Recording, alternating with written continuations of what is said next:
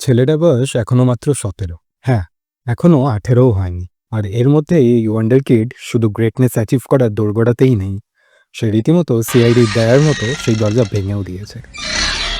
Well, thumbnail আর অত্যন্ত খারাপ একটা ইন্ট্রোর মাধ্যমে নিশ্চয়ই বুঝে গেছেন প্লেয়ারটি আর কেউ নয়, স্বয়ং লামিন ইয়ামাল। আর লামিন ইয়ামাল কিন্তু আজ আবার এক ইতিহাসের দোরগোড়ায়। ভাবা যায়, গত বছর লারোজা যখন জার্মানি থেকে ইউরো ২০২৪ ট্রফি নিয়ে ফিরল, তখন এই কিশোরী ছিল তাদের জয়ের মূল কারিগর। এরা ১৬ বছরের ছেলে কিভাবে একটা নেশনকে ইউরো কাপ জিততে সাহায্য করেছিল, তা আপনারা যারা দেখেছেন তারা নিশ্চয়ই ভালোভাবে রিয়েলাইজ করতে পারবেন। মাত্র ১৬ বছর বয়সে সে তার দেশকে রিপ্রেজেন্ট করছে এবং ট্রফি দিয়েছে। আর ১৬ বছর বয়সে আমি সিন থিটা কস থিটা বুঝতাম, যদিও বুঝতে পারতাম না, সেটা আলাদা ব্যাপার। সত্যি পৃথিবীতে এমন কিছু কিছু প্লেয়ার এমন আসে যাকে আপনি প্রশংসা না করে থাকতেই পারেন না।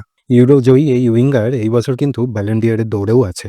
আর মাত্র কয়েক ঘন্টার পর সে তার জাতীয় দলের হয়ে দ্বিতীয় শিরোপা জেতারও সুযোগ পাচ্ছে।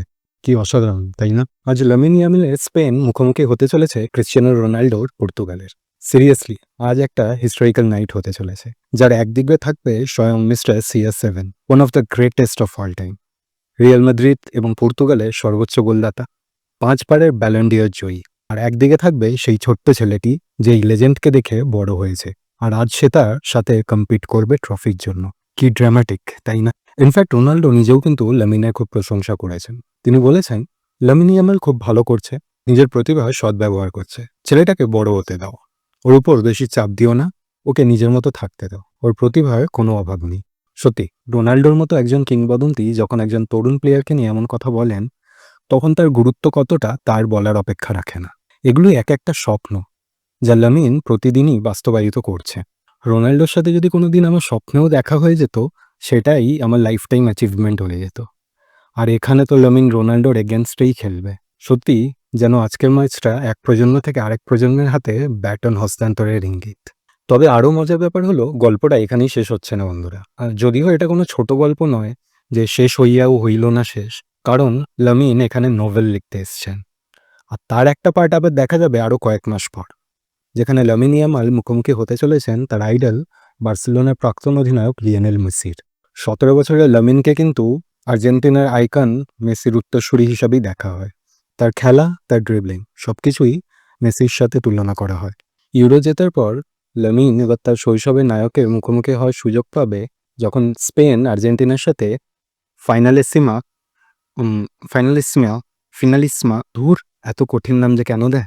যাই হোক, মোট কথা স্পেন যখন ফাইনালিসিমা পরের সংস্করণে আর্জেন্টিনার সাথে খেলবে। এই ফাইনালিসিমা ম্যাচটি হয় ইউরোপিয়ান চ্যাম্পিয়ন এবং দক্ষিণ আমেরিকান চ্যাম্পিয়নদের মধ্যে। এই ম্যাচটি ২০২৬ সালের মার্চ মাসে হওয়ার কথা রয়েছে, যদিও সঠিক তারিখ ও স্থান এখনো নিশ্চিত হয়নি।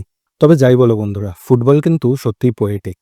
এই দুটি ম্যাচের মধ্যে দিয়েই আমরা হয়তো আরেকটি প্লেয়ারকে দেখতে পাবো যে আসন্ন বছরে নিজের আধিপত্য স্থাপন করবে। আর সেটা দেখার পর খুশি মনে আমিও আমার গ্র্যান্ড চিলড্রেনদের গর্ব করে বলতে পারবো, জানিস তো দাদু ভাই, দিদি ভাই, আমরা না একটা লাকি জেনারেশন ছিলাম, যেখানে আমরা রোনাল্ডো, মেসি আর লামিন ইয়ামালকে একসাথে খেলতে দেখেছি।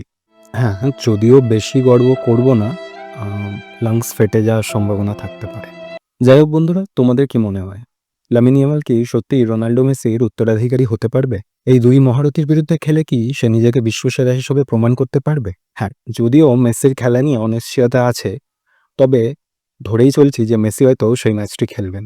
তাই সবশেষে যাই হোক না কেন, একটা জিনিস কিন্তু পরিষ্কার, you don't want to blink, কারণ লামিন যুগ ইতিমধ্যে শুরু হয়ে গেছে।